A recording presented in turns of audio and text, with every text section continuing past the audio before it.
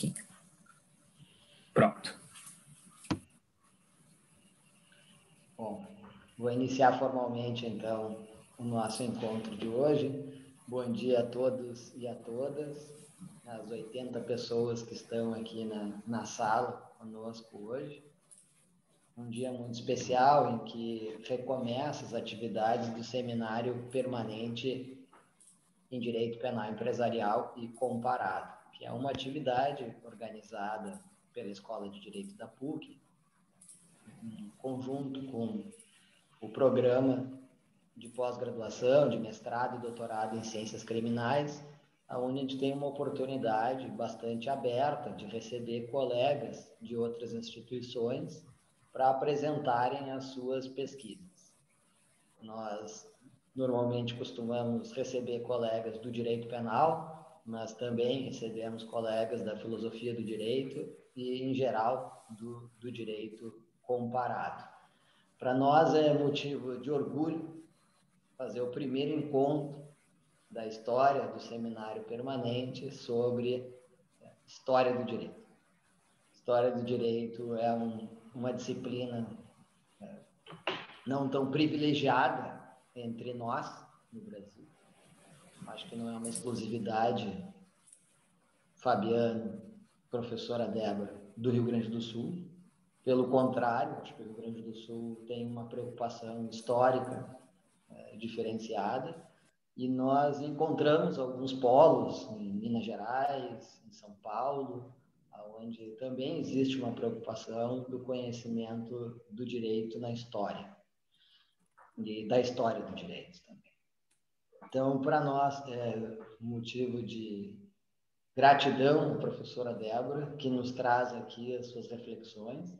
Já foi, professora Débora, apresentado a todos os alunos o seu texto, Por que continuar estudando o direito romano, que é um texto que talvez seria uma pergunta mais ou menos retórica para um alemão, para um norte-americano, mas para nós tem uma importância prática, até porque algumas pessoas talvez confundem ou não entendem a diferença do sentido do direito com a eventual utilidade prática do direito. E eu fiquei bastante feliz em ver a sua clareza ao repetir uma ideia que é rica entre nós. Moreira Alves já dizia isso, né? Não confunda o direito só com a utilidade. E comentava com o Fabiano, então, no final de semana, o professor Fabiano Clementel, como é bom ter alguém entre nós com tanta clareza nos dias de hoje.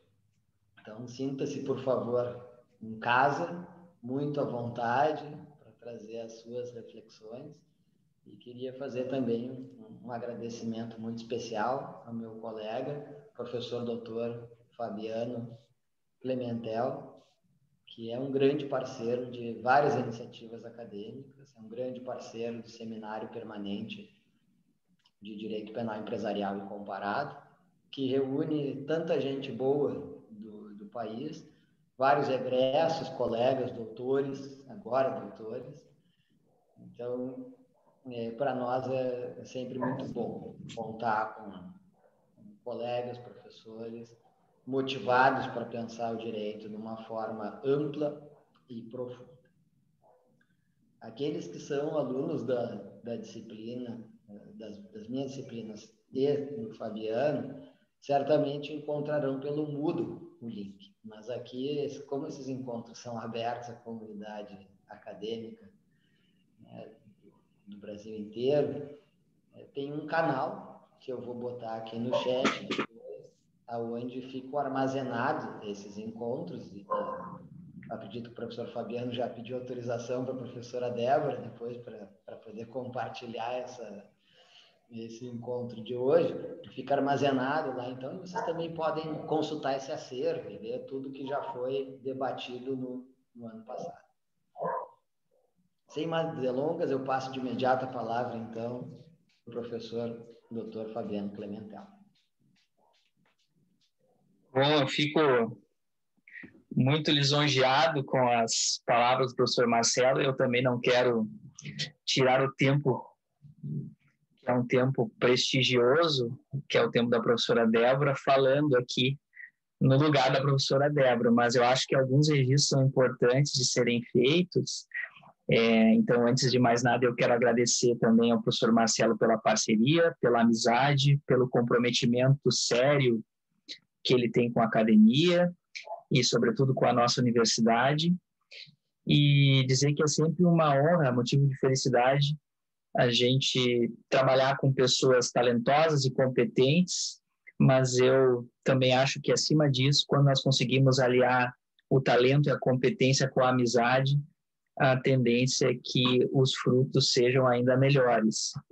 Então, o encontro de hoje ele é um encontro muito feliz, porque eu consigo reunir aqui dois amigos, por quem eu nutro um carinho e uma admiração muito grande, que é a professora Débora e o professor Marcelo. E falar da professora Débora, eu acho que a gente ocuparia aqui, provavelmente, todo o tempo de fala, para apresentar a professora Débora a vocês, o seu currículo, a sua competência e o seu amor pelo direito romano e pela história do direito. Então, eu vou tentar, de algum modo, ser breve, pecando por eventual omissão, mas certamente essa omissão será suprida pela exposição que a professora Débora fará aqui. Então, a professora Débora, antes de mais nada, meus queridos alunos da disciplina de História de Direito, e também aqui cumprimentando os alunos do professor Marcelo e os demais presentes, ela é também uma filha da PUC, né? Então, a professora Débora, ela tem graduação pela PUC, se formou na PUC e fez toda a sua pós-graduação na histórica faculdade, Universidade Federal do Rio Grande do Sul, que tem um nicho de pesquisa muito importante dentro dessa área que é a história do direito. Então, a professora Débora ela tem mestrado em Direito pela Universidade Federal do Rio Grande do Sul, ela tem doutorado em Direito pela Universidade Federal do Rio Grande do Sul e também tem, aliado a isso, outras formações, dentre as quais eu destaco a formação feita por ela na Università La Sapienza de Roma, em que a professora Débora cursou lá o curso de alta formazione in diritto romano. Então, a professora Débora está falando conosco com a mais absoluta propriedade, para além da titulação, a gente sabe da competência que ela tem. Também foi professora da Universidade Federal em 2 oportunidades, professora da Faculdade São Judas e atualmente professora da Faculdade Dom Bosco de Porto Alegre. Então, professora Débora, seja muito bem-vinda. É uma satisfação, um orgulho para a nossa universidade te receber novamente aqui. Estou sendo alumna nossa, filha da PUC, e que possamos desfrutar aqui do aprendizado e do ensinamento e compartilhar conhecimento, que essa é, ao meu modo de ver, eu acredito também da minha amiga, do professor Marcelo, o papel fundamental da universidade, né? Gerar conhecimento e melhorar a vida das pessoas. E, para isso, então, que a universidade, ela está aí e se apresenta para a sociedade.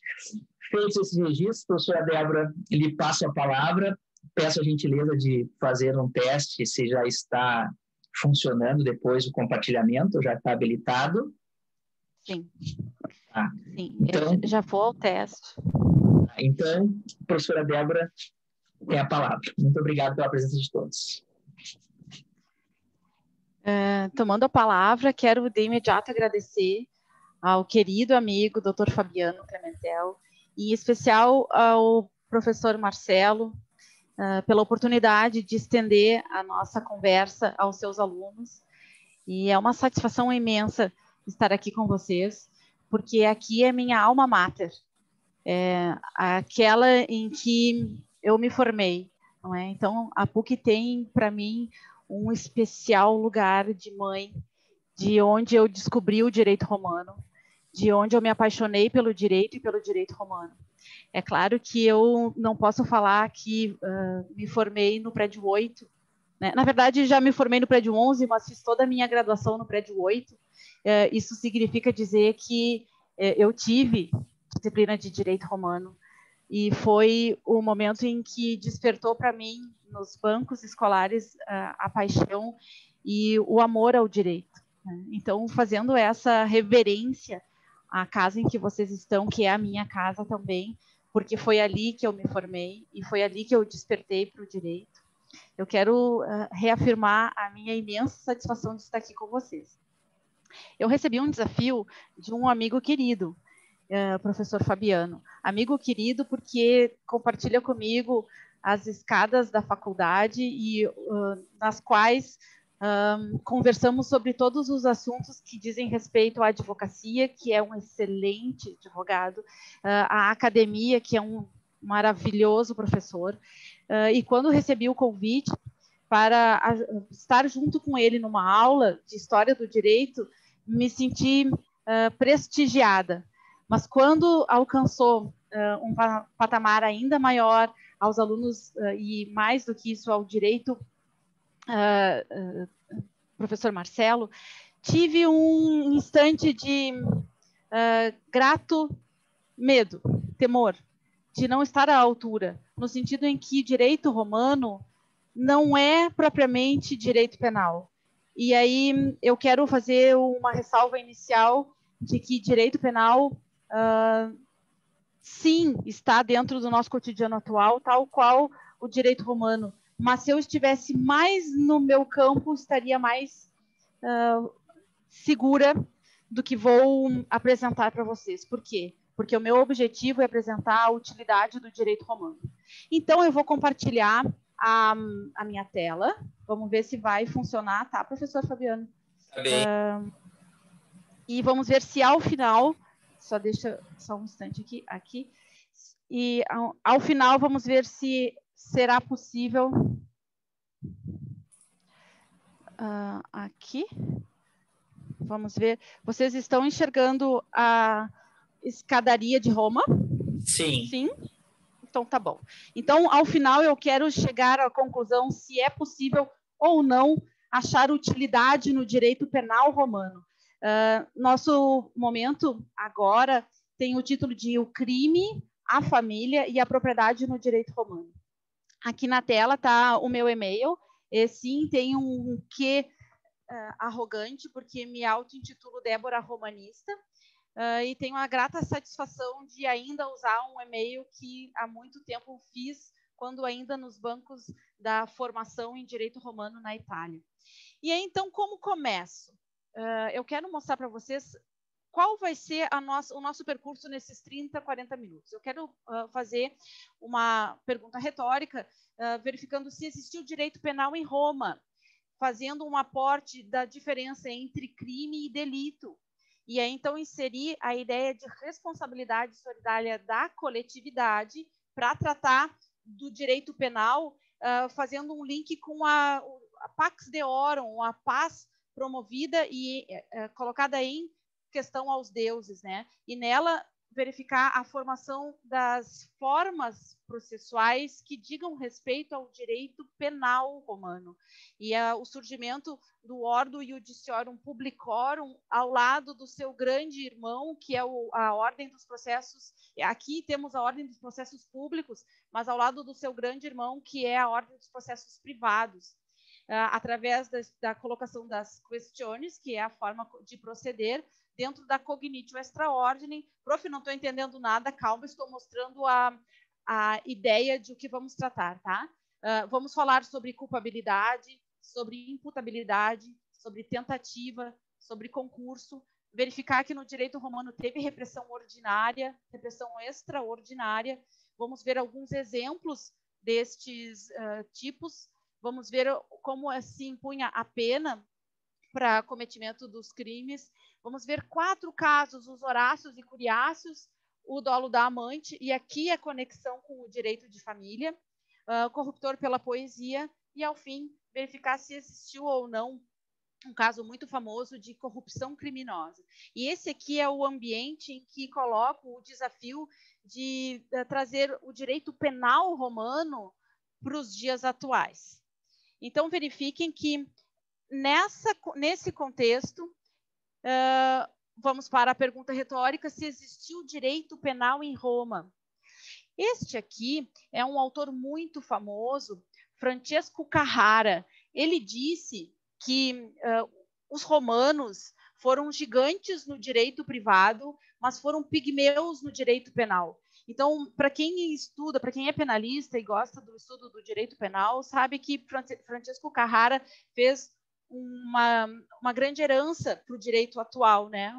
É um marco na história do direito penal moderno. E quando ele estuda direito romano, direito penal romano, afirma que os romanos foram pigmeus no direito penal, não é? E nessa outra ilustração, nessa outra imagem, temos um famoso, quiçá o maior romanista de todos os tempos, Theodor Mommsen. Tem a maior obra sobre direito penal romano, e ele diz que os romanos foram péssimos em direito penal. E, em parte, de alguma medida, verdadeiramente infame o direito penal romano. Então, nós temos aqui dois grandes juristas de direito, história do direito, né, de direito em seu caráter histórico, e vemos que o direito penal não está nas graças desses romanistas, né, desses juristas. Aqui temos Contardo Ferrini. Contardo Ferrini foi um professor de direito romano que afirmou que para o direito penal romano faltava coesão e apresentava mas tantas lacunas que deixava uma grande parte ao arbítrio. Então, a gente observa que os maiores pensadores de direito penal e direito penal romano afirmam que o direito penal romano era pigmeu, era anão. Então, para responder a pergunta, existiu o direito penal em Roma? Faço a proposta. Na verdade, pergunto, né? Mais uma pergunta a ser colocada como motivadora, né? Como um disparador. Seria, então, o direito penal romano apenas uma barbárie a ser deixada de lado? E aí a minha proposta é a seguinte: nesses 30 minutos que temos, eu quero fazer um olhar de perto das fontes romanas. Então, todos os slides que eu for mostrando vai ter uma lupa, e essa lupa, aqui está a lupa, aqui temos um duplo sentido, porque tem a lupa, e nela verificamos mais de perto a lupa, porque aquela ali é a lupa capitolina, símbolo de Roma, que também é o meu disparador, meu motivador aqui do fundo temático, não é? Nesse contexto, qual é a nossa primeira ideia? Vamos fazer a diferença entre o que é crime e o que é delito em Roma, tá? Buscando as fontes romanas. Aqui eu coloquei em latim só para mostrar a veracidade da fonte, e aí quero mostrar para vocês que nesse contexto aqui, ó, lá no Digesto de Justiniano. Justiniano é o imperador que faz a compilação do direito romano ao final do direito romano, né? Já no século VI depois de Cristo, já quando não tem mais o Império Romano do Ocidente, só temos o Império Romano do Oriente. Então, Justiniano, com o propósito de refazer a glória de Roma, determina que sejam elaborados textos e contextos de retomada do direito romano. Dentro desta retomada, dentro dessa compilação, o Digesto, no livro 1, esse aqui significa, aqui significa livro 1, há a primeira e mais marcante divisão do direito romano, que é a divisão entre direito público e direito privado. A divisão de direito público e direito privado, ela motiva não só os romanos, mas ainda tem reflexos no direito atual. Mas por que eu trouxe, para falar de crime e delito, a distinção entre direito público e privado? Porque no direito romano, o crime está dentro da esfera pública e o delito dentro da esfera privada. Então, a gente precisa, de início, fazer uma distinção entre a terminologia crime e a terminologia delito. Porque delito, ele não é um crime, ele é uma fonte de obrigação. Então, observem que eu tenho aqui uns 30 minutos, alguns slides para mostrar para vocês, mas em nenhum deles eu vou falar sobre furto, sobre roubo, sobre injúria, sobre dano, porque todos estes são delitos e estão dentro da esfera privada, está dentro da esfera do direito privado. Não é direito público, não ofende a res romana, ofende o indivíduo enquanto tal, ofende ou lesiona os indivíduos enquanto privados, e por isso continua sendo uma ação penal, mas essa ação penal ela é colocada dentro da esfera privada. Então, o primeiro ponto para falar sobre direito penal romano é distinguir o direito público e o privado, dizendo que o crime que se trata daquela ofensa ao Estado de Roma está dentro do direito público e o delito, que é aquela ofensa entre particulares, está dentro do direito civil, do direito privado. Nesse slide temos de novo a nossa lupa com outra imagem da lupa capitolina, com a lenda, né, a famosa lenda da fundação de Roma, em que aconteceu um fratricídio, os irmãos gêmeos Rômulo e Remo, Rômulo mata Remo e se transforma no primeiro rei de Roma. Por que trouxe esse disparador do pensamento para falar da responsabilidade solidária da coletividade?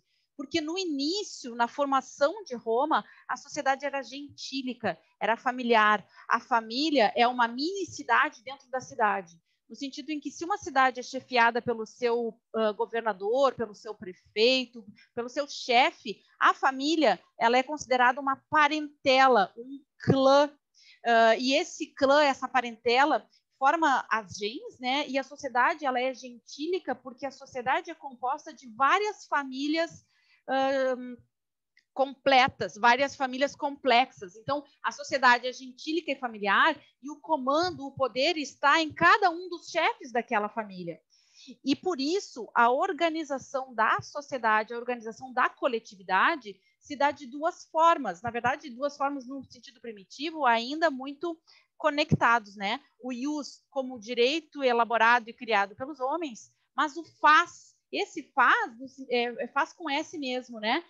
Faz no sentido de que é um direito dos deuses, direito vinculado ao divino. Tanto é assim que os deuses promovem como fonte do direito a harmonia da sociedade, mas é preciso que aconteça uma relação da sociedade com os deuses. Aquilo que não é permitido no costume religioso é considerado nefasto. Ou seja, fazer comércio num dia que não é permitido, é um dia dedicado aos deuses, é um dia nefastos, ou seja, não um dias fastos que se pode comerciar, um dia nefasto ou uma relação matrimonial incestuosa, é uma relação nefasta. Por quê? Porque ofende os deuses. Então, nessa sociedade primitiva, a solidariedade que acontece entre os participantes da sociedade é para com eles e para com os deuses.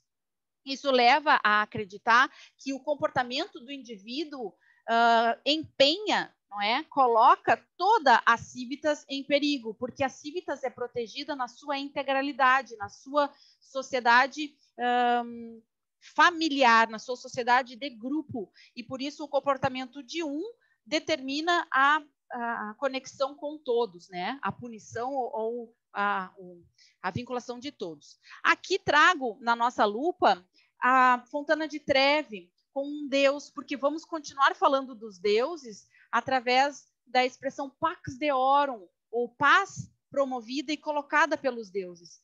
Por quê? Porque para que se mantenha a harmonia na sociedade protegida pelos deuses, é preciso que exista uma forma quase que de amizade.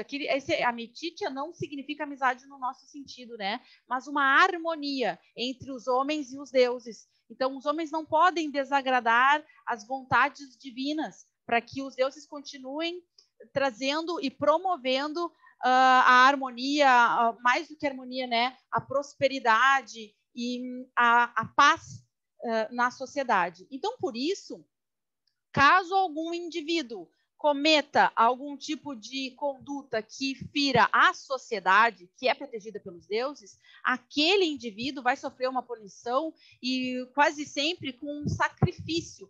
Esse sacrifício é para restabelecer para sanar a impureza e restabelecer a harmonia e a coesão entre os homens e os deuses. Então, não só sacrifício de pena capital, mas também de animais e outros tipos de sacrifício que se possa vincular a agradar os deuses, tá? Isso aqui tudo um panorama de um direito muito primitivo, não é? E aqui trago na nossa lupa o panteão. esse panteão significa culto a todos os deuses, né? Então, os romanos, eles foram mais do que religiosos, não é propriamente uma religião, mas é um misticismo. Eles promoviam, então, a ideia não de religar, porque eram vários deuses. Também não se considera pagãos, porque pagão sob o critério de existir já um Deus uno e onipotente. Então, a ideia dos deuses romanos significa dizer que a natureza é divina e que aí, então, todos aqueles representantes da natureza são os deuses naturais, os deuses da natureza que promovem a paz, mais do que a paz, mas a harmonia e a condição de vida entre os homens. Só que aí, então, a sociedade evolui, e por isso evolui também as formas processuais, porque agora vamos adentrar na matéria de direito penal romano. E aí a gente vai ver que aquela ideia primitiva da autodefesa, da vingança privada, que era cabível aos chefes de família e aos indivíduos de se defender propriamente, passa a ser limitado pelo poder do Estado. Então, continua existindo o lugar onde se faz culto a todos os deuses, e continua existindo os vários deuses da natureza, continuam existindo todas as vinculações e as proteções divinas dos deuses para com os homens. Mas esses próprios homens, se organizados num Estado, numa civitas romana, organizados, aquilo que os gregos chamam de polis, os romanos chamam de civitas, essa organização estatal faz uma laicização, né? Faz uma autoridade laica do Estado, não deixando de lado o faz ou o direito divino, não é isso. Mas agora a promoção da legislação estatal justifica a autodefesa e a vingança privada, justifica, mas naqueles casos em que o Estado permite. Então, continua existindo, de alguma forma, a autodefesa, né? A vingança privada, mas naqueles casos em que a legislação elaborada pelos homens a permite. Então, isso é uma forma de limitar o poder dos clãs e da sociedade gentílica, na medida em que não está mais ao arbítrio do pater familias, do patriarca, do chefe da família, fazer ou estabelecer a sua vingança com o outro chefe. Um ponto importante a falar aqui é que na esfera intrafamiliar, o poder do chefe, o poder do homem, uma mulher nunca vai poder ser chefe de família, né? É sempre o homem ancestral mais remoto. Ele tem um poder absoluto e despótico para todos os integrantes da sua família. Mas a relação intrapater, ou seja, a relação que é interfamílias ou intrapátrias, que são entre os homens, que são os poderes dos clãs, né? Passa a ser limitado pela autoridade do Estado, que promove, então, uma evolução das formas processuais. De que forma? Não sei se eu estou indo muito rápido, porque, na verdade, eu tenho bastante coisa para expor e logo depois eu vou abrir a palavra para quem tiver perguntas, tá? Mas eu tenho ainda a minha linha de pensamento para verificar se o nosso ponto é crime, família e propriedade em Roma, de que forma eu conecto todos esses três âmbitos que são distintos, e chegando ao ponto de dizer se direito penal romano ainda importa para nós, ainda é importante estudar direito penal romano para o nosso contexto atual, tá? Aí a gente vai ver aqui, nessa lupa temos a lei das 12 tábuas. Na verdade, não está agora, nesse momento, me faltando onde está essa construção, e eu sei que em Leipzig é o pórtico de uma corte, só que eu não me lembro o nome em alemão agora da corte, que tem no seu pórtico a lei das 12 tábuas. Ela está aqui para nos fazer um disparador do pensamento, para falar da ordem dos processos públicos. Ordo Iudiciorum Publicorum, é a ordem dos processos públicos que existiam em Roma. Os romanos, é claro, não é a minha fala agora, mas os romanos foram aqueles que colocaram o direito que já existia antes, eles não criaram propriamente o direito, eles colocaram o direito em língua e em estrutura que chega para nós, né? Mas existiu, sim, vários outros campos de promoção, de regulação da sociedade antes dos romanos. A gente vai colocar a nossa marca aqui de fundação da cidade de Roma, 753 a.C. Então, vamos dizer que a forma de processar desde a fundação da cidade, ela com certeza não é a mesma, menos ainda em todo o período histórico. Mas o surgimento da ordem dos processos públicos determina, em primeiro lugar, uma ideia evolutiva. Aqui preciso fazer a referência à coercítio dos magistrados. Um tema bem interessante é a ideia republicana, a ideia democrática que os romanos promoveram, copiados, com certeza, dos gregos, tá? Mas quando a cidade surge, quando funda-se a cidade de Roma, nos seus 2 primeiros séculos, temos a monarquia, ou realeza, e então o exercício do poder é dos reis. Só que a partir de Tarquínio Soberbo, que é deposto, se instaura uma democracia, se instaura uma república, e na substituição do exercício do poder, que já não podia mais ser concentrado nas mãos de uma única pessoa, acontece uma repartição de competências. De que forma?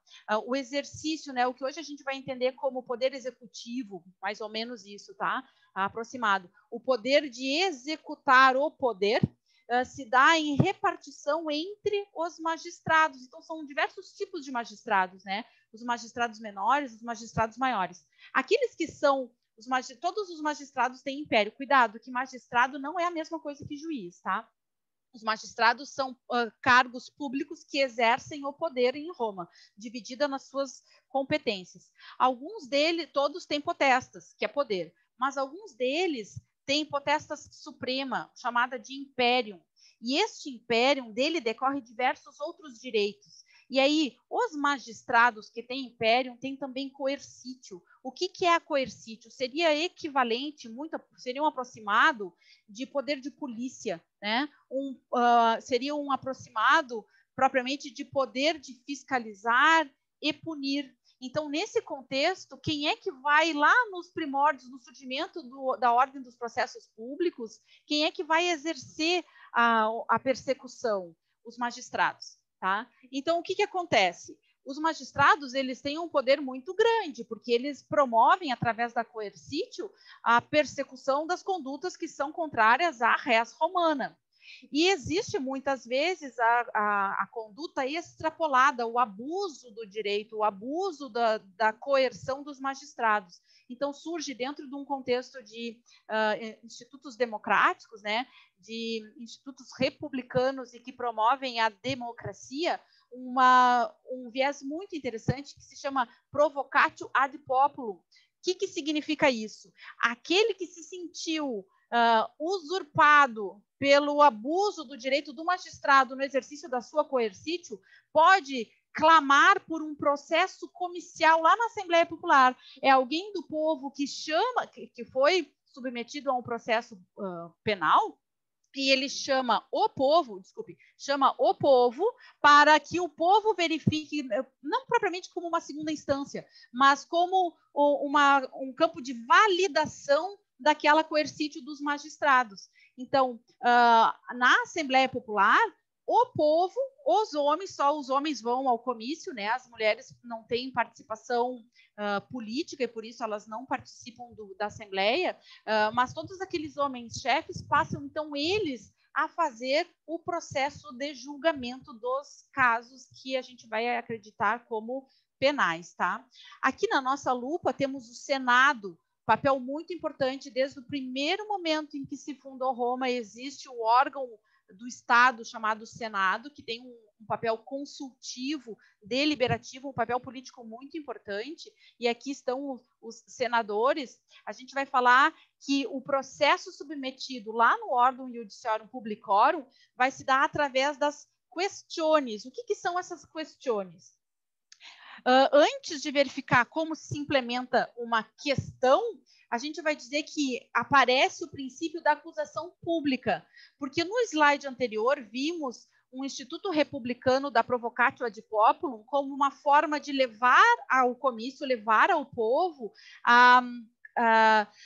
uma má condução do exercício da coercítio. Mas há também a possibilidade de qualquer um do povo levar ao comício, levar à Assembleia, uma acusação de algum crime, de alguma coisa que aconteceu, em face de uma afronta à res romana, para que então não ultrapasse o âmbito da coercitio e vá para o povo mesmo fazendo uma acusação. Então, vai também para a provocatio ad populum, além do abuso do direito dos magistrados, também do exercício do poder dos magistrados, mas também o direito de qualquer um do povo denunciar ou vincular um processo criminal. E aí, então, Augusto, né? Aqui uma história bem legal que nos contextos de história mesmo do direito a gente conta a ideia do primeiro imperador de Roma. O primeiro imperador de Roma era sobrinho neto de Júlio César. Júlio César não foi imperador de Roma, mas Júlio César adotou Otávio, que era seu sobrinho neto, e aí então como fez essa... Ele era sobrinho neto da linhagem da feminina, então pela linha feminina não se passa parentesco agnatício, então ele teve que adotar Otávio para que Otávio levasse a família Júlia no seu sobrenome. E então o nome de Otávio é Júlio César Otávio, porque ele foi adotado pelo seu tio. Só que aí ele se tornou o primeiro imperador de Roma e foi aclamado no Senado como Augusto. Augusto significa divino, dos deuses. Então, o nome do primeiro imperador de Roma é Júlio César Otávio Augusto, muito conhecido como Augusto. Mas, na verdade, Augusto não é um nome, é um título, uma característica. Só que quando Augusto chegou no poder, ele fez uma reforma legislativa que se chamava Reforma Juliana. Então, a Lex Julia Iudiciorum Publicorum foi uma lei feita por Augusto. E nessa lei aqui, ele concretizou o Ordo Iudiciorum Publicorum, que é a ordem dos processos públicos. E aí, com isso, ele fez com que as questiones, que é a forma de processar, originasse, né, desse o primeiro passo para um tipo originário de processo criminal. Então, agora já não está mais nas mãos do magistrado e da sua coercitio. Agora existe um tipo processual especial, específico, para se processar direito penal.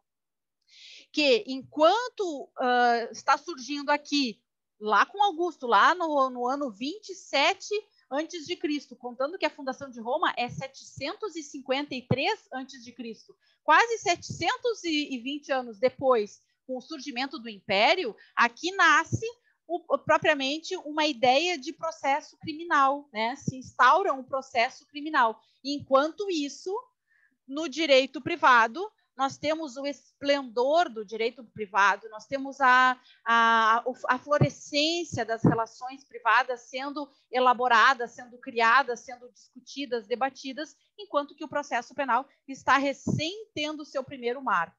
E aqui, então, essa aqui na nossa lupa, a figura de Augusto, né? Para que, junto com essa primeira etapa da criação do processo criminal, vai surgir junto com ele a cognitio extra ordinem, ou aquela cognição extraordinária, porque existe a cognição ordinária dentro do processo civil, que é o processo por fórmulas, e para tratar do processo penal surge a cognição extra ordem. Como? Nessa própria reforma juliana, né, que é feita por Otávio, acontece uma diminuição, um esvaziamento das instituições democráticas. Então, começa um ciclo em que o imperador começa a reunir e absorver o poder nas suas mãos, e mais do que isso, ele começa a esvaziar o poder das instituições democráticas. E uma das coisas principais que acontecem é finaliza-se a ideia de Assembleia Popular. Então, acaba o processo comicial, mais porque a própria Assembleia acaba. Então, já não é mais possível ir até o povo e chamar o povo para decidir questões de matéria penal, né? Tá, mas então como é que fica a provocatio ad populum? Ela deixa de existir? Mais ou menos. Ela continua existindo, mas como um tipo de exceção de incompetência, no sentido que se aquele processo que agora está sendo instaurado, porque Otávio, ele cria também, ele dá as bases para a criação de uma burocracia, ele cria o funcionalismo, ele cria uma cadeia hierárquica de funcionários que estão submetidos ao seu poder. E aqui a repartição de competência não é mais entre magistrados, mas entre o funcionalismo. Então, desaparece o processo comercial e começa a surgir aquele responsável pelo processo, que vai ser lá na Cognitive Extraordinary, pelo processo criminal, e aí, se não for possível entender que ele é competente para processar aquele tipo de crime, então a provocatio ad populum serve somente para casos de exceção de incompetência, ou seja, o funcionário a quem foi atribuído o processo não era competente para julgá-lo, né? Então, nesse contexto em que surge a ideia do processo penal, surge também, que está sendo colocado em primeira instância aos funcionários do Império, surge também a possibilidade de apelar ao imperador. Vejam que interessante, né? Existe só um imperador para todo o Império. Ainda não estamos na segunda fase do Império, em que há a divisão entre o Império do Oriente e do Ocidente. Então, só existe um imperador para todo o território. Mais um parênteses aqui para falar o seguinte, ó, pessoal, que Roma nasce lá no século VIII antes de Cristo, como uma cidade de 7 colinas, muros em volta de 7 colinas, como poucas choupanas. E essa mesma Roma, que surge muito incipiente, se transforma em toda a Europa. Toda a Europa continental, todo o norte da África, todo o leste europeu, na Inglaterra também, a gente vai ver a muralha de Adriano, ela é para cima do contexto do território da ilha da Bretanha, e até os muros de Adriano, tudo era Império Romano. E todo o Império Romano era regulado, ele era administrado pelo imperador, por isso fez sentido a criação da sua burocracia.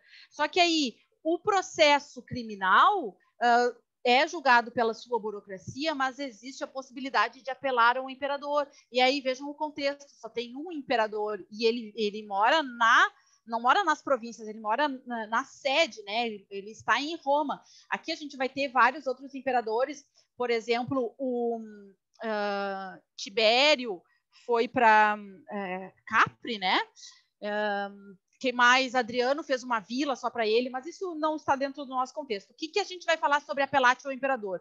Que era possível uma segunda instância pedindo que, então, o imperador desse dentro do seu poder, porque o imperador reúne todos os poderes dos magistrados, né?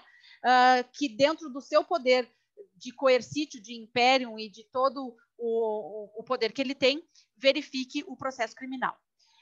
Bom, mas e como é que começa o processo agora, né? Como é que surge o direito penal? Através de um processo de inquisição. E essa inquisição é feita agora por órgãos de polícia. Então, a inquisitio dos questores se dá como forma de reunir as provas para que seja feita, então, a produção delas dentro de um processo criminal.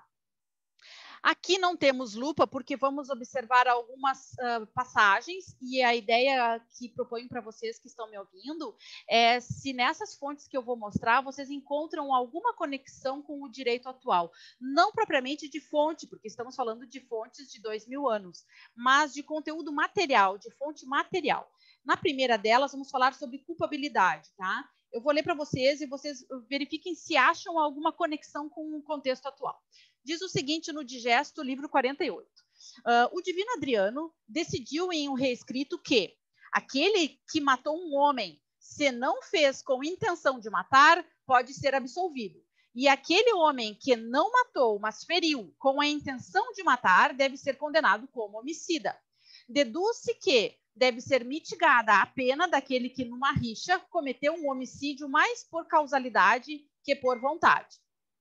Então, nessa fonte aqui temos uma ideia. Veja se você encontra nessa aqui. No Digesto 48 também. Comete-se delito ou propositalmente, ou impulsivamente, ou casualmente. Propositalmente delinquem os ladrões que formam uma quadrilha, impulsivamente devido ao estado de embriaguez. E nessa outra fonte aqui temos. Se foi, pois, por acaso, isso é, por descuido, ordene-se que indenize o prejuízo ou, se não estiver em condições de pagar, seja castigado moderadamente.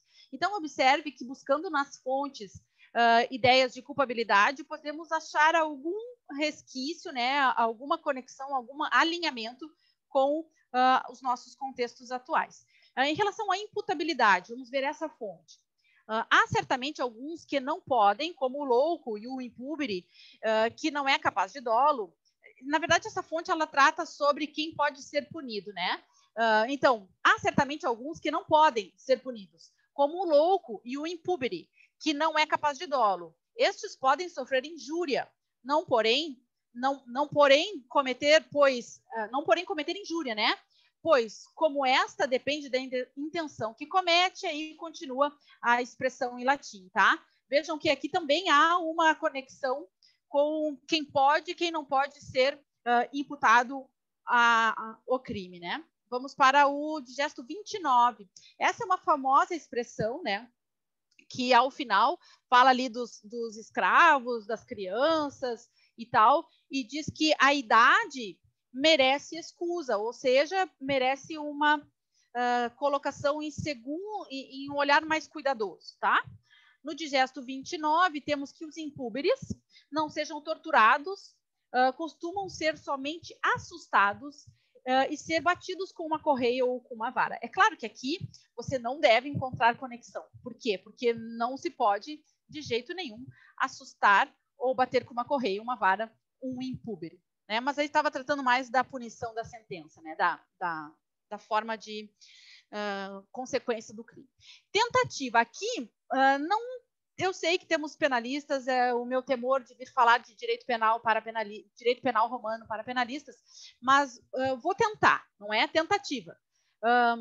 Diz o digesto 48 que quem compra veneno para ministrar ao pai, embora não tenha podido ministrar. Claro que, na verdade, o contexto da passagem aqui, eu esqueci de botar os pontinhos, mas é só para referir o ponto em que se trata da ideia que a gente pode conectar de alguma forma, ainda que não equivalente, né? Mas nesse contexto anterior, se falava da compra do veneno, comprou e estava em vias de ministrá-lo, né? Aqui uma outra passagem também bem famosa, mas um pouquinho desconectada com o contexto que estou colocando, mas eu assumo aqui, ó. 48. Ninguém é punido por causa da mera intenção de cometer o crime. Eu sei que falar para penalistas que isso aqui é tentativa pode ser um deságio, mas o que eu estou tentando? Trazer os contextos em que o direito romano, que é pigmeu em direito penal, trouxe alguma ideia de punição aqui, né? De pensar sobre quem pode ser punido, tá? Concurso. Vejam sobre um alinhamento material sobre a ideia de concurso nas fontes romanas. Diz o digesto 48. Se um credor tem ciência de que o dinheiro é fornecido para cometer um crime, ficará sujeito à pena de parricídio quem tiver pedido o dinheiro, quem tiver emprestado ou quem tiver servido como fiador. Ou seja, a fonte romana tenta tratar de um jeito que não fique só aquele que efetivamente queria cometer o crime, não é? E nessa outra fonte, a pena da mesma lei, a saber, a lei Cornélia, sofre quem tiver vendido ao público medicamentos nocivos ou os que tiver retido com o fim de matar alguém. Então, aqui, da mesma forma, está estendendo a pena não só para quem só para quem vendeu ao público, mas também aquele que tivesse retido com o fim de matar alguém, tá? Então, fazer uma tentativa de alinhamento das fontes materiais. Nessa minha lupa aqui, tenho um romano expondo a legislação, e ela está aqui, escolhi essa imagem de expor para os cidadãos a legislação, porque quero falar de como foi a repressão ordinária. Então, o que significa repressão ordinária? A gente já viu que estamos dentro do Ordo Iudiciorum Publicorum, já vimos que aconteceu o surgimento da cognitio extra ordinem, mas a gente vai ver a tipificação. Então, dentro da repressão ordinária, são aqueles tipos delituais, né? Desculpe, eu não posso falar delito, porque delito dentro do direito romano é direito civil, tá? Mas aqueles tipos penais que estão fundamentados nas leis, ou seja, a repressão ordinária é aquela que existe uma lei que prevê qual é a conduta como crime que ofende a res romana, a res pública. Tá? Então, esse processo em repressão ordinária, ele acontece segundo a ideia processual dos romanos, e a ideia clássica dos processos romanos é fazer um processo com fórmulas, processo formulário, em que existe um início, um meio e um fim. Este fim, ele está sempre em condenação ou absolvição. Não tem uma solução intermediária. O que quer dizer condenação e absolvição? É quase como um tribunal do júri, no sentido em que eu tenho os processos com fórmulas em que o Estado participa para criar o exercício do direito, criar o direito, né? A gente chama isso de jurisdictio, em que o pretor inicia o processo e começa o direito, mas ao final eu tenho um julgamento com um iudex, que é um comum do povo, e aqui a ideia, isso tudo direito civil, né? Mas com a ideia de que aquele iudex é um árbitro, e este árbitro ele não vai dizer efetivamente qual é o direito, ele vai judicar, ele vai condenar ou absolver. Então, dentro da repressão ordinária, e aí agora dentro do direito penal, a repressão ordinária são aquela que está fundamentada nas leis e que tem um processo, e que esse processo ele só pode condenar ou absolver sem soluções intermediárias. Existe, ao lado disso, a repressão extraordinária. O que é isso? É um império extra legem, é aquele que vem do poder absoluto que tem os magistrados e os imperadores para promover novos direitos. E vejam bem que a ideia do império extra legem é conectado diretamente com a expansão do território, com a modificação da cultura romana, com a ampliação dos desafios daquele que foi um dia a globalização daquela época. Porque Roma, na verdade, nasce, como já tinha dito, nasce pequena, mas se transforma no mundo da época. Então, toda a antiguidade, claro, colocando ao lado ali outros povos, né, que estão em outras regiões que não o que a gente chama de Europa ou Ocidente, a gente vai falar que todo o Ocidente é romano, que a língua latina é a mãe das línguas ocidentais, das línguas mais do que, na verdade, menos que ocidentais, mas o latim é a mãe das línguas do continente europeu. Por quê? Porque o continente europeu foi dominado pelos romanos, e por isso a extensão territorial promove, sim, novas condições políticas, sociais e econômicas. Quando eu falo disso em aula, eu digo assim para os alunos, imaginem que nós estamos numa sala de aula, quando estávamos em aula presencial, né? Estamos numa sala de aula e a gente funda uma cidade aqui, mas nós somos grandiosos e aí nós começamos a ampliar. Então, imagina que você está no contexto da nossa universidade, porque eu sou também aluna da PUC, né, no sentido em que eu sou formada pela PUC, nós estamos naquele prédio, aí ocupamos todo o andar, ocupamos todo o prédio 11, depois ocupamos todo o campus e passamos a governar ultrapassamos a Avenida Ipiranga, vamos até o outro lado e passamos a ocupar todo o território. É claro que a forma como nós conduzimos a nossa sala de aula não é a mesma forma como os médicos conduzem lá no Hospital São Lucas. Então, essas novas condições, elas trazem condições políticas novas, sociais novas, uma crise dos costumes, e, com certeza, econômicas novas, porque aquele antigo, vamos dizer assim, rico, o antigo rico dá lugar para o novo rico. E, por isso, o que isso tem a ver com o direito penal?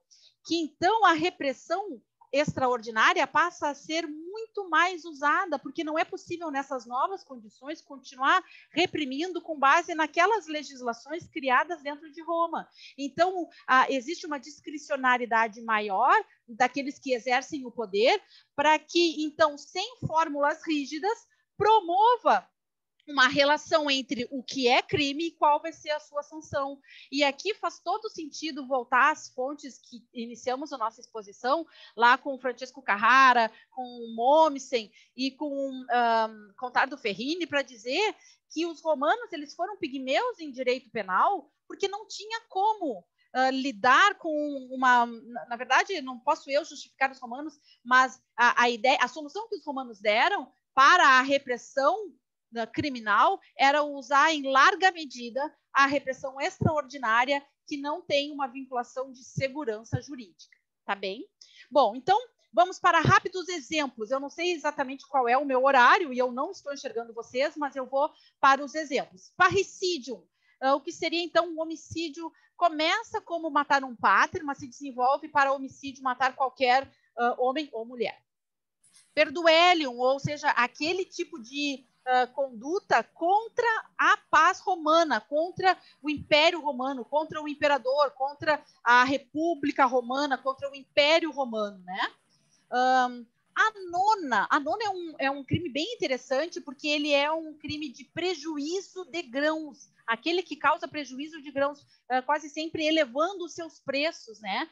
Só fazendo um parênteses dentro do contexto que é o meu contexto, que é o direito civil romano, que é o direito privado romano, tem uma forma de virar cidadão. Todo mundo queria ser cidadão romano, né? Mas uma das formas de virar cidadão, que está lá nas Institutas de Gaio, é produzir pães, trazer trigo para Roma, e nesse trazer trigo para Roma, ser padeiro, fazer pães, não é? Então, o crime, a nona, ele é muito bem contextualizado aqui, porque é o prejuízo dos grãos, no sentido que aumenta o preço. Deixa eu ver o que mais. Vis pública. Não, vis pública é muito importante, muito interessante, porque ela diz respeito à organização de bandos, né? Então, uma associação criminosa, uma organização de bandos, ocultação de armas, que é mais algum tipo de perturbação do funcionalismo, da função pública, né? Então, tudo que diz respeito a uma violência pública. Peculato, no mesmo sentido que temos hoje, ou seja, uma forma de apropriação, né? Repetundarum, que quer dizer os magistrados concussionários, né? A devolução daqueles do patrimônio do concussionário. E, por fim, onde eu queria chegar, porque é aqui que vou tocar na ideia de crime, família e propriedade, porque adultério, em que pese estar dentro do contexto do direito da família, é um crime e, por isso, é direito público colocado dentro do contexto público e, por isso, com penas capitais. Tá? Penas, vamos falar sobre as penas. A publicatio, o confisco dos bens. Ignomínia no sentido que era muito grave dentro da sociedade romana estar com má fama. É um status, mas não um status de direito, tá? Porque os status de direito fazem a condição da pessoa, mas tem efeitos jurídicos, tem consequências jurídicas a ignomínia ou a má influência. A pena capital, evidente, né? E dentro dela o binômio morte e exílio. Aqui no exílio eu não coloquei porque seria mais outro campo bem grande a ser tratado, que é o exílio ou a punição de água e fogo. A punição de água e fogo, a cerimônia água e fogo era uma cerimônia muito importante, muito, muito importante para os romanos, porque ela desde a fundação, significa a vida dos romanos, né? Então, o exílio seria a proibição de promover a cerimônia de água e fogo, né? Aqua et ignis. A summa supplicia, que aqui nós vamos falar todos os tipos de penalidades irracionais, não é? Como o juízo dos ordalhos e tal, e dentro delas, a datio as bestas. Tem essa aqui na imagem, ó, é a Rocha Tarpeia. A Rocha Tarpeia ainda existe, evidente, é um local em Roma, né, dentro da cidade de Roma, e era um tipo de precipício de onde se jogavam as pessoas que cometiam crimes e eram condenadas. Mas datio as bestas, dentro da Summa Supplicia, tem uma que é bem interessante, porque é um tipo de um ordalho, no sentido que faz prova e recorre ao juízo divino. Coloca o acusado, né, ou aquele que vai ser executado dentro de um saco, coloca serpentes, pedras ou algumas bestas e joga no precipício. Se chegar lá no fim do precipício vivo, é porque não foi ele que cometeu, os deuses comprovaram que não foi ele que cometeu o crime. Crucificação. E vivi crematio. Vivi crematio é uma das punições, uma das penas mais interessantes, muito usada entre os romanos, dentro do campo do direito penal, e principalmente para aqueles delitos que são, inclusive, religiosos, como, por exemplo, tem uma sacerdotisa, se chama Vestal. A Vestal é aquela que cuida do fogo sagrado. Ela tem que ser menina, evidente, é uma sacerdotisa, e ela tem que ser virgem, ela tem que ser pura. Então, o que acontece pro caso? E ela tem uma tarefa muito importante em Roma, que é cuidar do fogo sagrado, né? Que é, na verdade, cuidar, como a gente tinha falado lá no início, de toda a sociedade com a deusa Vesta, que era uma das deusas mais importantes para os romanos. E aí, o que acontece se a Vestal perde a virgindade? Ela é enterrada viva, ou ela é queimada e enterrada viva. Então, vive crematio significa colocar fogo na pessoa para desse fogo vir a punição, né? Morrer queimado. Então, a Vestal, que perde a virgindade e, por isso, torna impuro o fogo sagrado, né, a chama sagrada, morre por enterrada viva, vive crematio e enterrada, e o seu comparsa também. Bom, pessoal, agora eu estou indo para a última parte da nossa conferência, aqui da nossa exposição, para falar de 4 casos importantes no sentido que foram famosos, né? Os Horácios e Curiácios. Do que trata, tá? Eram 3 irmãos gêmeos Horácios e 3 irmãos gêmeos Curiácios, tá bem? O que aconteceu nessa história? Eles estavam litigando, eles estavam lutando, aqui está uma imagem deles, e 2 irmãos Horácios vieram a morrer, venceram, mas mataram os 3 irmãos Curiácios. Só que esse irmão Horácio, que sobreviveu, ele tinha uma irmã, só uma irmã, e ela era noiva de um dos Curiácios. Quando ele chegou em Roma, contando a vitória e dizendo que tinha matado os Curiácios, inclusive o noivo da irmã, ela começou a chorar e fazer um escândalo e tal, e começou a deturpar o contexto da vitória do irmão Horácio. E aí, o que ele fez? Ele matou a irmã. Então, ele é parricida. Ele matou a irmã. E matou dizendo o seguinte: parta daqui para o teu noivo e teu imaturo amor. Tu esqueceste os teus irmãos mortos, o irmão vivo e a pátria. E aí, então, ele matou a irmã. Só que quando ele matou a irmã, minutos depois, ele foi acusado de parricídio e foi a julgamento. E aí, então, o seu pai fez uma defesa em prol do filho, dizendo o seguinte, ó: em primeiro lugar, a minha filha foi morta com justiça, porque se ele não tivesse, eu a teria feito, porque ela estava fazendo isso de uma forma a ultrapassar o seu direito de julgar o irmão e tal. Depois ele disse também que queriam tirar, que se matassem aquele Horácio, a pena dele por ter matado a irmã seria morrer, né? E aí o pai disse: se vocês matarem ele, vai ser o último dos meus filhos que vocês vão tirar. E aí, por fim, ele ainda disse o seguinte: esse filho foi herói há poucos minutos. Ele entrou aqui na cidade aclamado e foi um herói porque conseguiu vencer os Curiácios de Alba Longa. E agora, minutos depois, está sendo submetido a suplícios. Então, que tipo de insegurança há aqui nesta cidade que queremos coesa? Então, com esses argumentos, o pai do irmão conseguiu, o pai do Curiácio.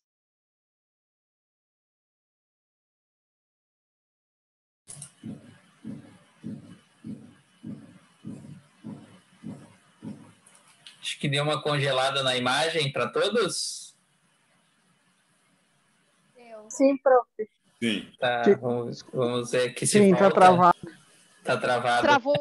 Vocês estão nos Horácios e Curiácios? Isso, professora Deva. Travou exatamente no momento em que o pai defendia o último Horácio. O filho. O filho. Ah, mas deixa eu ver, vou voltar um pouquinho, vamos ver se voltou. Voltou agora? Voltou. Ó, eu vou para a próxima. Essa aqui é o dolo da amante. Vocês estão no dolo da amante? Sim, apareceu. Tá, então agora eu vou falar sobre um caso do Gaio Visélio Varro, que era um advogado e ele era primo do Cícero. E ele era muito, muito rico. E ele tinha um relacionamento extraconjugal com a Otacília. Na verdade, ele era o adúltero. Ela era adúltera, ela era casada legitimamente com seu marido, mas ela tinha um relacionamento extraconjugal em adultério com o Varro, Gaio Visélio Varro, tá? E aí o Gaio sabia que ia morrer, ele estava acometido de uma grave doença, então ele ia morrer. E por isso, o que ele fez? Ele fez em vida, ele não podia deixar herança para a Otacília, porque ela não era da sua família, eles tinham um relacionamento extraconjugal e ilícito, tá? Então, o que ele fez? Ele criou um crédito civil em favor dela, para que ela não ficasse desprovida de patrimônio com a sua morte, uma vez que ele era muito rico e ele fornecia suprimentos para ela, ele dava para ela dinheiro em vida, tá? Só que, e fez assim, ó, fez uma dívida, fez um crédito para ela vultoso. Só acontece que ele, depois desse crédito, curou-se de forma inesperada. Ele não veio a morrer. E aquela dívida ali, ele fez em vida. Então, mesmo em vida, ele retirou a dívida, ele transformou o direito civil creditício e acabou com aquela dívida. Ele não pagou a dívida que ele tinha. E aí a Otacília ficou muito chateada porque o amante não tinha morrido. E entrou com uma ação judicial para cobrar do amante aquele dinheiro que ele tinha prometido dar para ela como um crédito. E aí, então, esse caso foi a julgamento por um jogador chamado Gaio Aquílio Galo. E o Galo, ele ficou muito chateado porque ele queria punir os amantes. Mas naquele processo que a Otacília promoveu contra o Varro, o Galo só podia falar sobre direito civil, ele não podia punir os amantes por estarem cometendo adultério. Então, o que ele fez? Ele estava muito chateado porque ele tinha que fazer com que o Varro não pagasse o dinheiro para a Otacília e absolveu o Gaio Varro, ou seja, não, ele teve que absolver pelo direito civil, ele tinha que absolver. Mas o que ele fez? Ele remeteu a questão para um tribunal criminal, porque lá no tribunal criminal, o crime de adultério que ele foi condenado foi o confisco da metade dos seus bens, por ser o partícipe, né? Por ser o parceiro no adultério, e também para ela, porque teve que dar 1/3 do patrimônio e do dote que ela recebeu. E ele recebeu um banimento leve, uma vez que ele não deixou, banimento no sentido de exílio, né? De expulsão da cidade, uma vez que ele não deixou de ser livre. Tá? Então, aqui, nessa nossa imagem, tem uma imagem de uma tumba funerária, um casamento, né? E aí, então, eles estão de mãos dadas, e aqui essa expressão em cima está escrito ego tu Gaius,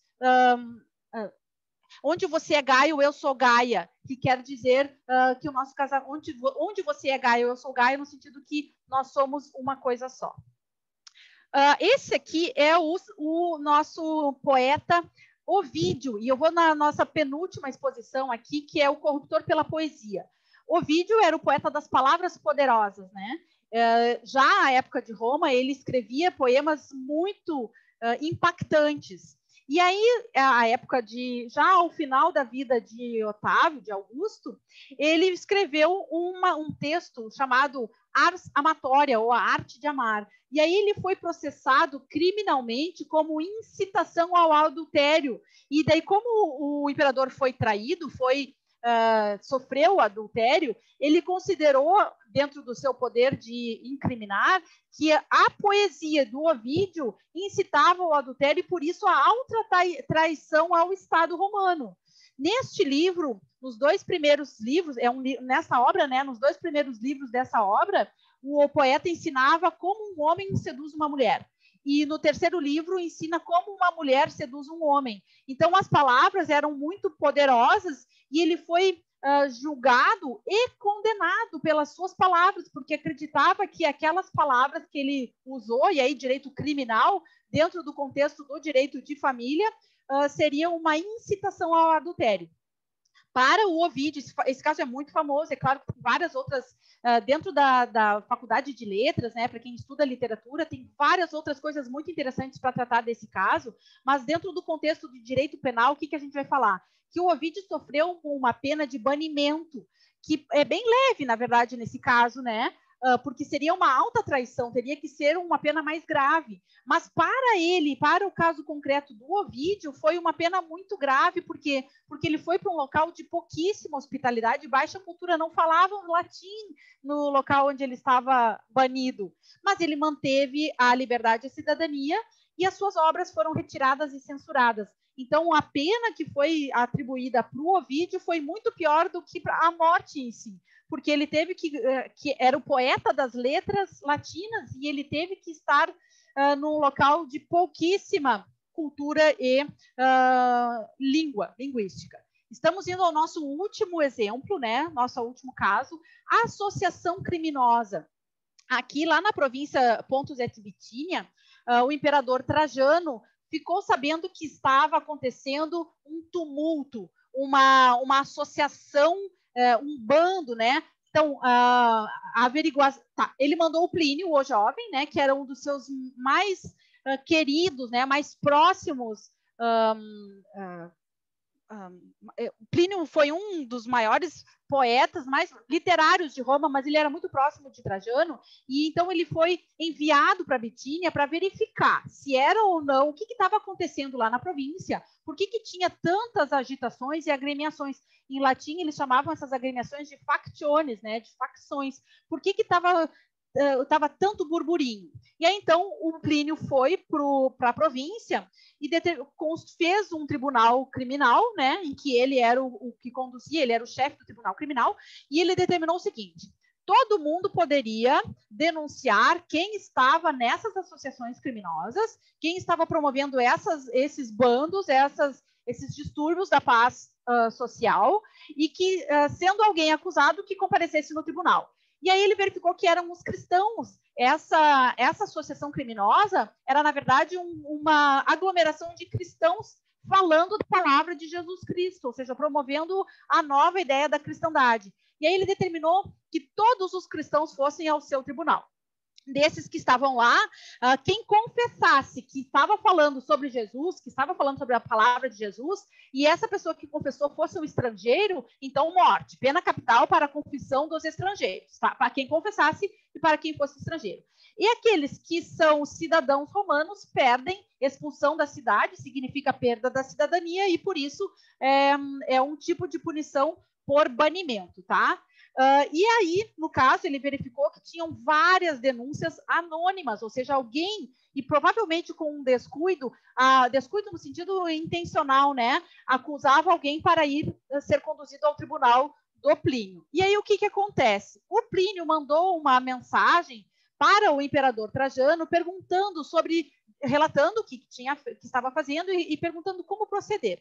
Aí, então, na resposta do imperador, o imperador disse o seguinte: parabéns pela sua investigação minuciosa. Ou seja, aqui, veja se você consegue, de novo, estamos quase encerrando a minha exposição, e o propósito da exposição era verificar se lá no direito penal romano existem elementos que possam trazer uma contextualidade para os dias atuais. Veja se você encontra alguma coisa que diga respeito a uma linha, a uma conexão material com o que temos hoje. O imperador disse para o Plínio que ele estava de parabéns pela investigação minuciosa e ampla e discricionária, ou seja, ele estava fazendo do jeito que ele entendia melhor a sua investigação aos cristãos. Mas ele disse também que nessa investigação discricionária, ele só podia punir aqueles que tivessem a sua culpa efetivamente provada. Não era possível que ele matasse, desse pena capital para quem fosse uma prova não contundente, uma prova de materialidade não comprovada. E aí ele deu, o imperador, uma repreensão inequívoca para que não aceitasse denúncias anônimas. Então, nessa resposta que o imperador deu para o caso de associações criminosas, era muito bem pelo teu processo de inquisitório, né? O teu inquérito, faça a punição somente se a prova estiver contundente e não aceite de forma nenhuma as denúncias anônimas que podem trazer um prejuízo maior ao contexto. E aí, pessoal, eu vou terminar fazendo a seguinte pergunta. Nessa imagem aqui, é verdade, então, o que colocou Francesco Carrara, Theodor Mommsen, Contardo Ferrini, que no direito penal, o direito romano é pigmeu, não é? Mas vocês imaginam o que é o direito privado romano? E aí eu deixo aqui o meu muito obrigada, me coloco à disposição de todos vocês. Eu sou a Débora Romanista, esse é o meu e-mail, e a minha atividade é docente, em especial em docência do direito romano. E agora eu vou parar de compartilhar e voltar para a tela com todos vocês. Professor Fabiano, eu ultrapassei o meu tempo, né? De forma alguma, professora Débora. Eu até iria lhe perguntar se a senhora não quer continuar, porque eu estou encantado com a sua fala e eu gostaria muito de lhe ouvir por mais 1 hora, 2 horas, porque é um aprendizado muito rico. A gente tem um tempo, mas como a gente tem um tempo de hora de sala de aula, não é exclusivamente um seminário aberto, com programação de seminário, embora seja aberto, e contando com a participação dos integrantes do nosso seminário permanente, a gente, então, pode dar sequência, se for de comum acordo, mas para fins da nossa aula, do nosso encontro, a gente tem ainda um tempo sobrando muito tranquilo para a participação dos nossos alunos. E antes que eu fale qualquer coisa, eu quero deixar um registro de agradecimento, um registro de dizer que eu fiquei muito encantado com a sua fala, anotei algumas coisas, eu vi que o professor Marcelo também estava anotando, mas eu queria, antes de fazer algum questionamento, passar a palavra para, de fato, os nossos alunos e também os demais convidados que aí estão, para fazerem os seus questionamentos, perguntas, para a gente conversar um pouco e aproveitar, usando uma palavra mais informal, colocando-a entre aspas, sugar um pouco mais da inteligência e sabedoria da professora Débora. E eu já vi que tem uma mão levantada aqui, então, se o professor Marcelo me permite, eu vou passar para a nossa aluna Natália, para que ela possa, então, fazer uso da palavra. A palavra está contigo, Natália. Professor Marcelo, por gentileza. Antes de passar a palavra para a Natália, se quiserem colocar pergunta no chat, talvez a professora Débora, a gente pode também já ajudar a intermediar esse processo aqui. Eu sei que quando tem uma sala, às vezes para alguns chegou a uma centena e um pouco mais de pessoas, né? Nem todos ficam à vontade. Então, se quiserem escrever no chat, a gente pode também ajudando isso. Eu queria só ressaltar o agradecimento que o professor Fabiano fez. E gostei muito, professora Débora, de 3 pontos ali que ficam muito claros e conectados. Assim, uma máxima que é muito importante para nós, que é do Digesto 48, no sentido de que a cogitação não é punível em direito, né? E isso vai se ligando com a sua demonstração de como é que entra a noção de tentativa e a punibilidade ou não punibilidade da tentativa no direito romano, e vem a chegar num texto poético sem intenção criminal, que pode vir a ser aproximado com uma intenção criminal, que é o texto do Ovídio, que deve se lembrar de que somente pode ser pensado numa intenção criminal, porque existia o crime de adultério naquela época e não existe mais o crime de adultério na maior parte dos países, né? Essa é uma questão, seria então, para usar uma expressão romana, delitiva, né? Tem fins civis privados, mas não mais uma conotação de direito criminal entre nós. Então, eu agradeço muito esse ponto, acho que fica como uma demonstração clara, precisa, da importância do direito romano hoje, para a gente não tentar inventar a roda demais, quando a roda já está feita, e às vezes o fenômeno foi pensado por séculos, talvez até melhor do que a gente está tentando fazer. Nós estamos aqui numa sala que tem mestres, mestrandos. Aproveito para saudar a Cristiane, o Daniel, o Augusto Chilê. Então, já passo de imediato a palavra para a Natália. Por favor, Natália. Natália, agora é a minha vez de te interromper.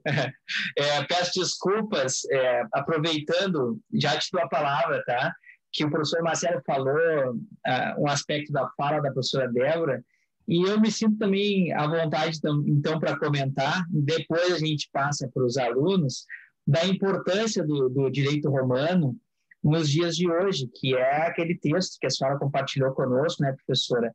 E que nós verificamos já na sua exposição da sua fala, e eu vou pegar num ponto só, que é um ponto de pesquisa que me preocupa há algum tempo, que são os sistemas processuais. Foi quando a senhora falou da cognitio extra ordinem e da formação do processo criminal romano, e como isso depois vai chegar na Idade Média e vai chegar nos dias de hoje. Todo esse caldo de cultura, toda essa herança que é fruto dos pigmeus, né?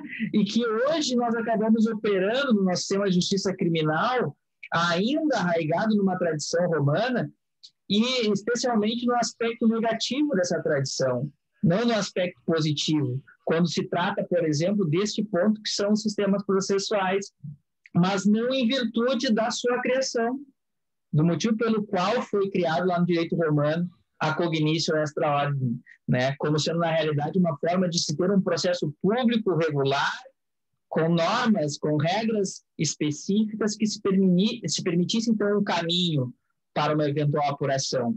Mas, na realidade, como que esse processo vai receber uma alteração, ou até mesmo, dá para se dizer assim, uma deturpação no contexto da Idade Média, com a utilização da cognitio pela própria Inquisição e a transmutação desse processo lá, se revelando de modo muito claro no Directório Inquisitório, no Malleus Maleficarum. Então, como isso chega para nós depois? Ele passa pela Idade Média e recebe não uma roupagem nova, mas, na realidade, a essência do processo escrito acaba sofrendo essa alteração, sobretudo essa inspiração ideológica da própria Inquisição, e depois isso vai ser suplantado, e aí dá para se dizer assim, de forma sistemática, com a própria legislação napoleônica.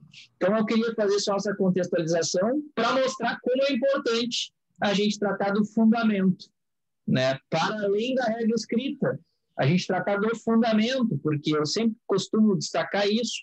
Uma vírgula derruba bibliotecas inteiras. E se nós estamos por dentro dos fundamentos dos institutos, aí nós estamos bem preparados em termos de ciência jurídica. Bom, eu fiz esse comentário, não ia fazer agora, mas aproveitei a caramba do professor Marcelo, e agora eu passo a palavra para a Natália. Está contigo a bola, Natália. Mas antes, Natália, eu quero te ouvir, juro. Mas antes eu preciso responder essas duas provocações rapidamente, pode ser? A primeira, que foi muito, muito perspicaz do professor Marcelo sobre a conexão da cogitação lá das fontes que eu tinha apresentado antes com o caso do Ovídio. E aí, professor Marcelo, que aqui é consumado no sentido em que ele fez a obra. Então, ele não cogitou fazer a obra da qual ele foi punido. Ele foi punido por ter feito a obra que incita o adultério. Então, na verdade, não as pessoas que cometeram adultério em face da obra talvez tenham seus processos penais iniciados ou não, mas por adultério. Mas ele não foi condenado por isso. Ele foi condenado por atingir, por alta traição, porque o imperador sofreu adultério. Então, ele foi condenado, na verdade, não por cogitar quem cogitou, né?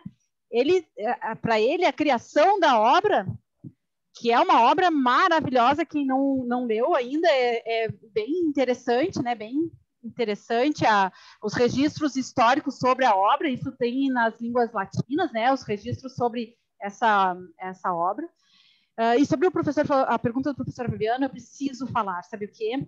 Que a cognitio extra ordinem, ela é muito, muito mal vista entre os civilistas, entre o processo privado. Por quê? Porque ela nasceu junto, nasceu pequena, mas ela veio substituir o processo formulário que é o magistral dos romanos. E quando o direito privado romano entra em declínio, quando acaba propriamente o direito privado, ele é substituído, quando a ideia de direito criado pelo pretor e pelo iudex, quando ele cai em desuso, quando ele entra em crise, a cognitio extra ordinem, que já tem uma estrutura burocrática de funcionários e tal, uma estrutura que é a que mais ou menos se adequa ao que a gente tem hoje, vem substituir. Então ela é mal vista, por quê? Porque ela tem uma cara de substituição do esplendor dos romanos.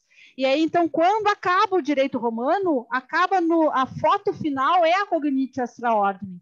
Então, quando entra na Idade Média ocidental, a recuperação dos textos lá do Justiniano, dentro da escolástica, dentro dos glosadores, pós-glosadores, eles vão para o direito material, eles vão para o digesto. E aí o nascimento do processo se desvincula, e quando ele volta na cognitio extra ordinem, e não nos precedentes judiciais. Por isso que a common law, o direito inglês, ele muito se aproxima do direito romano, do esplendor do direito romano, porque o processo romano é mais perto da common law do que propriamente da positivação do direito positivo. Então, a cognitio extra ordinem, ela é mal vista dentro da ideia dos romanistas, porque ela representa o declínio do direito romano material.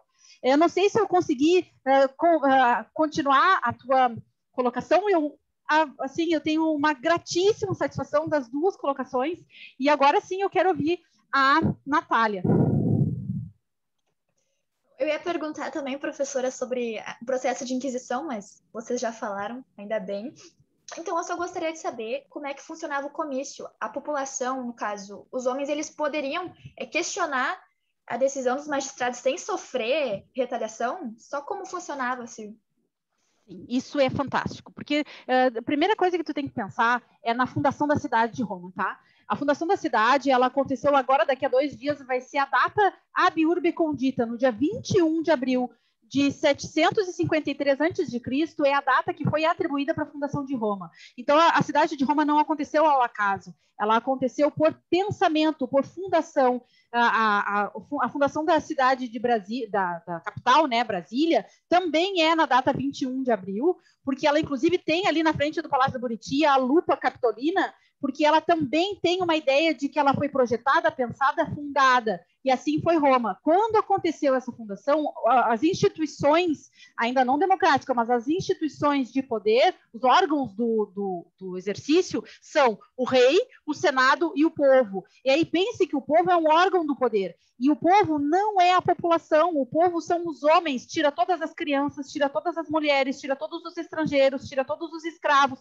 tira todos os filhos que não são os chefes da cidade, chefes da sua família, e termina com uma pequena porção de homens livres, chefes da família, que reunidos formam o povo. E esse povo se perfectibiliza nas assembleias, nos comícios. O primeiro comício é o comício por cúrias, porque é a forma de demarcação da cidade. Depois se desenvolve por comícios por centúrias e assim por diante. Surgem também os comícios por tribos e os comícios da plebe. O comício é um órgão de poder. Nele se tratam, por exemplo, adoções, testamentos, decisão se vai ou não vai para a guerra, decisões políticas, tá? Decisões da cidade.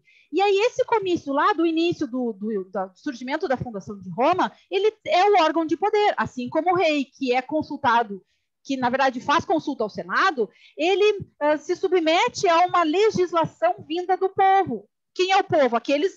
A ideia de lei não é ideia geral e abstrata. Eles só vão aprender o que é uma lei geral e abstrata depois que forem para a Grécia aprender lá com Drácon e Solon como é que se faz uma legislação. Aí eles produzem a lei das 12 tábuas. Mas eu vou chegar na tua pergunta para dizer o seguinte, ó, o povo é o órgão que promove poder. E aí, junto ao lado desse povo, que são os quirites, os cidadãos romanos que fazem direito só para si, surge uma organização da plebe, dos plebeus, os que não têm direitos. E aí eles fazem nessa organização o surgimento de um representante chamado tribuno da plebe. E aí esse tribuno da plebe ele vai se equiparar a magistrado, e aí as outras formas desse povo, desse poder, se impor junto aos patrícios, né, fazer frente ao poder que os patrícios fazem. Um dos institutos que surge nesse contexto é a provocatio ad populum, que é uma forma de usar o poder do povo ser maior que o poder do magistrado, porque daí o que o povo decidir lá no comício consegue ser mais poderoso do que o magistrado, no uso do seu império, decidiu. Então, a provocatio ad populum é um recurso que hoje a gente tem nos órgãos que são auxiliares da justiça, né? É um órgão de proteção da população, não o povão. Desculpe, isso aqui eu uso uma linguagem, eu tenho um viés acadêmico e não um viés de exposição. Então, se eu tiver muito como eu faço com os meus alunos, aí vocês me deem uma licença poética. Mas o que eu quero dizer é que o povo, no contexto do direito romano, não é a população. São aqueles homens nobres que conseguem, pelo seu status, fazer parte de uma assembleia. Então, a provocatio ad populum é uma das formas do povo levar a outro órgão de poder uma questão que a ele foi atribuída. Temos aqui muito obrigado, professora Débora, excelente pergunta, Natália. Temos o Eduardo com a mão também levantada. Eduardo, quer fazer alguma pergunta? Fica à vontade, a palavra é contigo. Bom dia, professora Débora, tudo bem?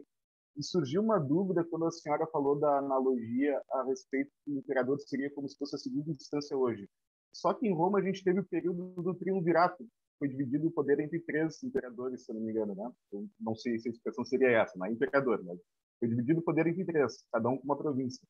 Como é que ficaria o recurso no período do triunvirato, e se, por exemplo, se um cidadão de uma província comete o crime em outra província, ele seria julgado, o recurso seria para a província que ele é natural ou para outra província? Excelente pergunta, Eduardo. Muito obrigada. Porque essa pergunta, ela faz referência a uma dúvida que todo mundo tem, tá? Mas eu preciso que tu confie em mim. Vou de novo tomar a minha posse aqui das minhas, como se fosse minha. Tu me dá licença, prof. Fabiano.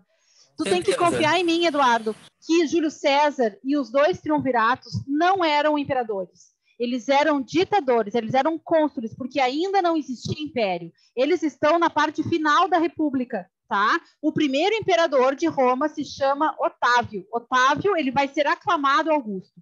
Júlio César, ele é ditador, ele é um general. Os 2 triunviratos, o primeiro triunvirato, que tem Júlio César,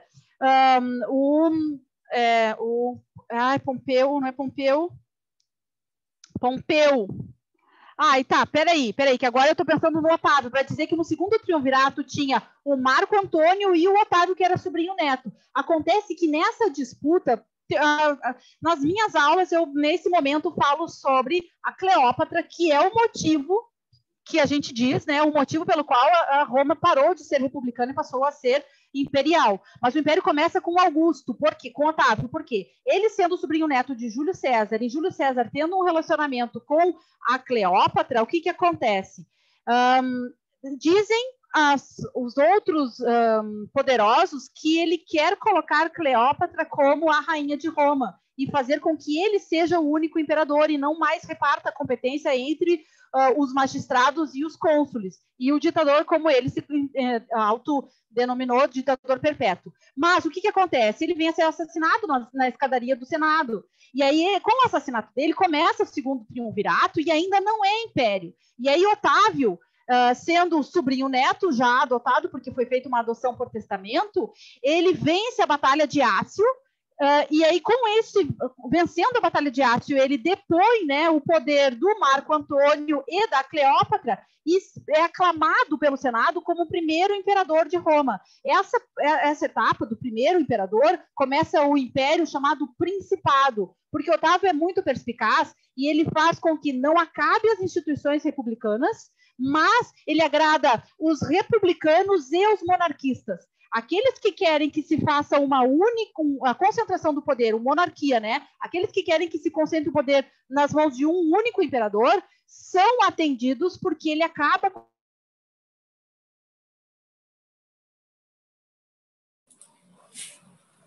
Uma travadinha novamente, eu acho, né? Vou ver se volta aqui. Voltei? Isso aqui é minha internet, pessoal, é que às vezes a internet falha.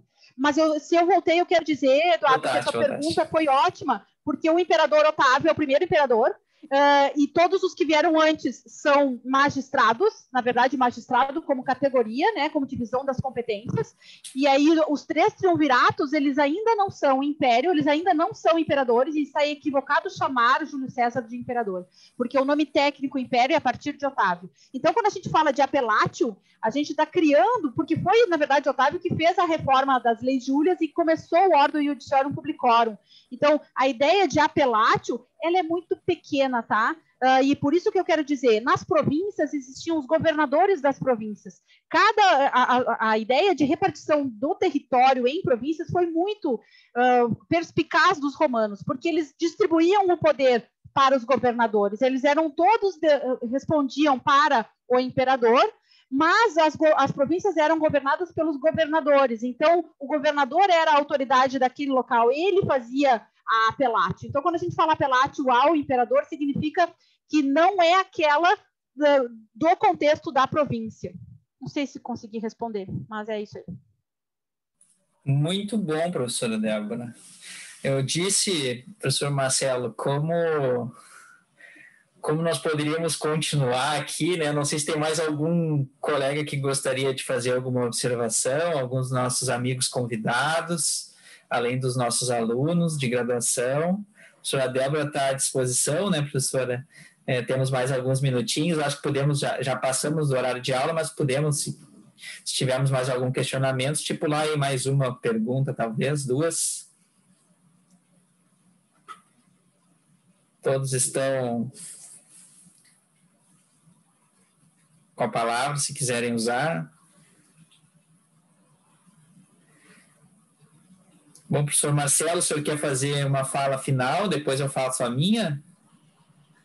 Então, Fabiano, eu já passo de imediato para uma palavra conclusiva de agradecimento e de elogio à professora Débora. Eu acredito que os temas que ela nos deixou aqui em matéria penal mostram não só na parte especial, nos crimes específicos, mas também na parte geral, naquelas regras e princípios e conceitos que fundam toda a nossa interpretação do direito contemporâneo, é uma clareza muito grande do que a gente pode continuar pesquisando.